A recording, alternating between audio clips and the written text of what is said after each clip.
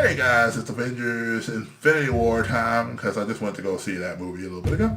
So I'm going to upload this video. Now, just to let you know, spoilers. This is my warning because if you want to hear spoilers, you're going to get them. If you don't want to hear them, I would strongly suggest that you go ahead and not watch this right now. Maybe watch this, put this in your watch list. Maybe put it on there for after you get done watching the movie or whatever. I don't want to go over the whole entire movie story with you, but I'm going to talk about some points in the movie that I really enjoyed to keep this short and sweet. So here we go. So I really liked first the intro, the beginning, because they didn't do a whole lot of music in the beginning, like normal Marvel movies. What they did was they started off with a distress signal from Asgard, a ship in Asgard that has Asgardian people on it. And you have this crazy knockdown, drag-out fight between Thanos, who at this point only has one gem, on his gauntlet, and whips the Hulk, like, horribly. And it's even funny because like, at one point, Cole Obsidian gets ready to go into the battle, and Ebony Maw goes, no, let him have his fun. And so, like, Thanos just whips the Hulk hard. It's crazy. That fight is insane to me because it's a fight you don't think would have happened, but the way it happened was very UFC-like. Because there was just that Thanos throwing some hands. He was just throwing some solid, straight jabs and stuff. It was crazy. And even like dropped a knee. It was crazy stuff. So, you know, the whole Thor storyline was really cool. I like the idea. I don't like the idea that Tom Hiddleston's character is gone, or at least as far as we know. But, you know, the fact that, you know, Thor had to go, you know, get another weapon, which is kind of funny because it seemed like up until that point in the movie, you know, again, he kind of got depowered, it felt like, through the movie. But then the thing about it, so his Helmsworth was great throughout. Like, you got these really cool character beats with him and other Guardians, because he was hanging out with the Guardians for a while. He ended up on this separate mission with Rocket and Groot, and we'll get back to that later. And then on the other side, you have basically four different storylines kind of converging together. You had one where it was eventually going to be Hulk and Iron Man and Doctor Strange and Wong, and then eventually Spider-Man was going to get involved. You have that storyline. You have the Thanos storyline where he's going after the gems. Then you have Captain America, kind of the Secret Avengers with like Captain America, Black Widow, Falcon, Scarlet Witch, and Vision. And then the other story involves, did I say the other story? So Cap and them, Thanos and them, Iron Man and them, and then Thor. So yeah, that's the four. Those are your four basic storylines. And Stan Lee's cameo, he's a bus driver. So it's pretty funny.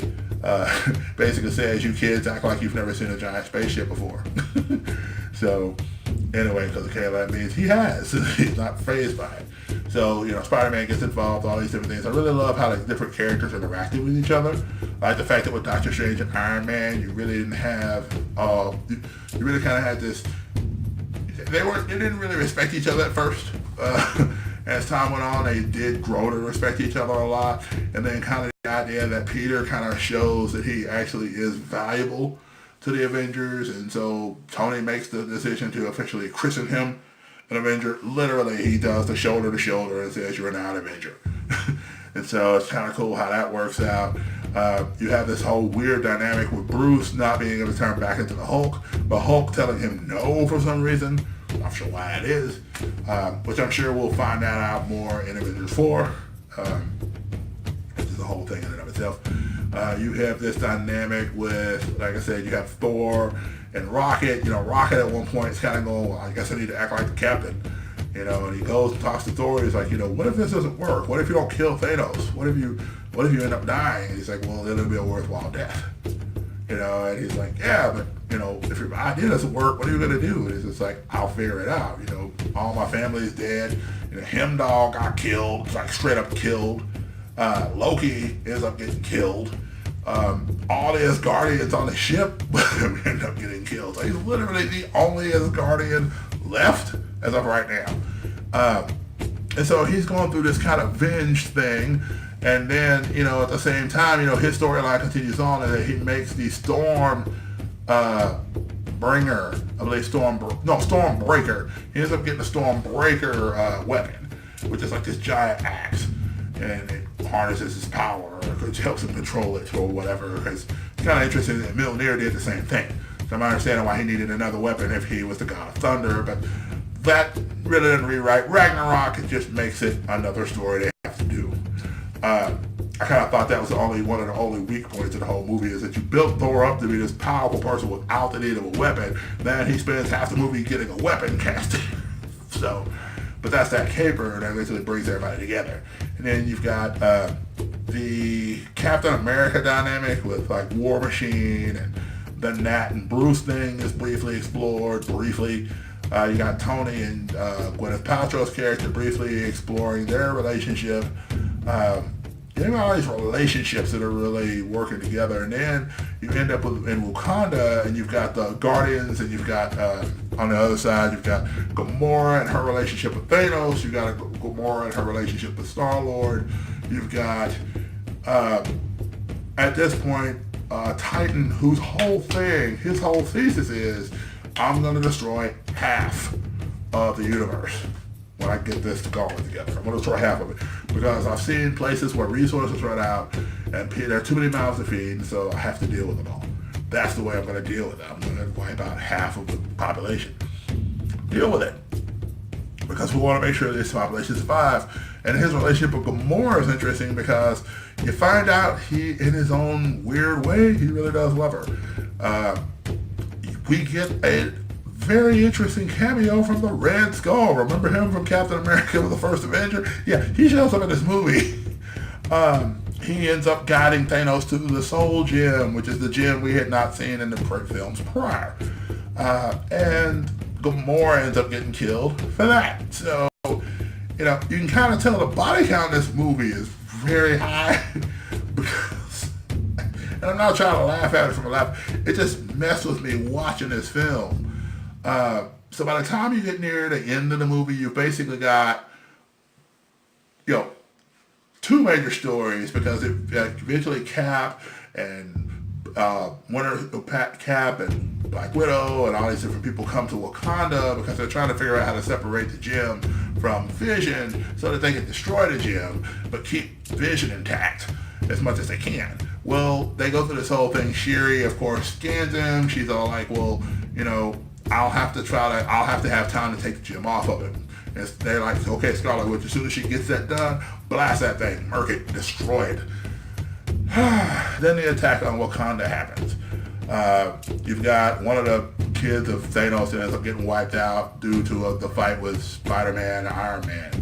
And so he's gone. Well, they're in Proxima Midnight, and Cold Obsidian end up showing up in Wakanda, and they're doing their thing, and they're just going at it. And, they're bringing in the Outliers, the big fight you see in the trailers where all these things are coming at them. Yeah, that happens there. They're going through, they're fighting hard. At one point, you get a fight between Okoye from Black Panther, Black Widow, Scarlet Witch versus Proxima Midnight, which, I'll tell you how bad Proxima Midnight is. She can take 3 of these women at the same time. But then eventually Scarlet Witch gets the upper hand on her. Meanwhile, Vision is still supposed to be getting this gem taken off, and then I keep blanking on names. Corvus Glaive ends up going in there. He's all like bad and just whooping people and all that stuff in the city of Wakanda, and him and Vision go fight. Eventually Cap and him end up fighting, and then Hulk ends up fighting Cold Obsidian, and he's doing things. Cold Obsidian is the big Hulk-like creature in this whole thing. And so Banner is in a Hulkbuster suit, because for some reason he still can't do the metamorphosis into Hulk. And so if you've seen in the trailers where there's that scene where they're all running together and it's Hulk out there with them, it's not. That's a lie for the trailers. He's in the Hulkbuster suit this whole movie pretty much near the end. He was the Hulk at the beginning of the movie. He doesn't turn back into the Hulk again for whatever reason. Anyway, so they go into this fight. Everybody fights. All of the kids of Thanos eventually get dead. And then here comes Thanos to come after the gem that's on Vision's head. Now, they play this real interesting thing where Scarlet Witch's power, she goes and just shoots this thing. And Vision's like, I only feel you. I only feel love for you. That's all I feel right now. Destroy the gem, because it's the only way to stop this. She destroys the gem, and then Thanos just rewinds time and gets the gem back. So Next thing you know, Thor comes out in the middle of nowhere, whack, axe in the chest. And you're sitting there and you think, oh my gosh, Thor killed him. Thor killed him. He just got the gauntlet and he's already killed him. What the heck? And next thing you know, Thanos goes, you really should have aimed for my head. And I'll say it this way. If you loved the main Avengers team plus War Machine plus Rocket and Nebula, and we don't know about Hawkeye or Ant-Man because technically the Ant-Man Wasp movie that's coming out in a few months comes before this movie. And then Hawkeye, they mentioned that during the Sokovia Codes, both of them took a deal from the government so they could keep their families safe. So we don't know what their future is in these movies, but I'll say this. The main Avengers are alive, Nebula and Rocket Raccoon are alive. That's it. Everybody else has been wiped out. So if you didn't hear me mention, I thought I might have mentioned War Machine. War Machine did survive, but nobody else. So this is the fate of the Marvel movie universe as of right now. Now I'm sure they'll course correct and change some of those decisions, but they may not be able to change all of them because I know Gamora. I don't know how they're gonna bring Gamora back because the way Thanos killed Gamora, it's pretty confident she's dead. But anyway. So those are my thoughts on Avengers Infinity War. It was a wonderful movie. If you've heard the thoughts that, this movie is kind of like Empire Strikes Back, it most definitely is because Thanos is the bad guy that wins in the end. And then you get Thanos sits down and just reflects moment. End credits go up, it says Avengers Infinity War, and it just kind of fades away. And when you see the movie, you'll understand what I mean because it's like these people don't just die, they don't just drop dead. They literally fade out of existence. So, not like Marty McFly from Back to the Future, but it's a little bit more like they become kind of dirt, float in the air kind of thing. It's kind of like that. But anyway, that's kind of how that goes. So then you get the end credit sequence, which is Nick Fury and Maria Hill driving down the road. All of a sudden, this car whips in front of them. And then they get out, and Nick Fury's like, hey, are they okay? And she's like, nobody's in the car. And then they're talking, and he's like, this is a code red. This is a shield level clearance code red. And next thing you know, Maria Hill vanishes. And so then he gets his phone, he makes a call, and then he starts vanishing. He's like, oh, mother. He fades away. Phone drops. You see the emblem for Carol Danvers as Captain Marvel flash across the screen, and that's the end credits scene. So there you go, guys. There's your spoiler review thoughts on Avengers Infinity War. I didn't go into all the details. There's still enough there to go see and pick out.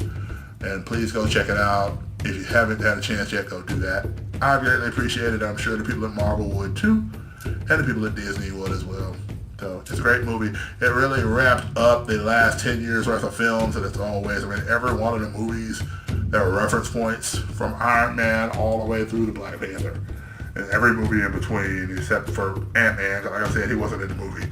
And neither was Hawkeye. So other than that, there you go. Here's looking forward to Ant-Man Wasp, which will actually happen before this movie.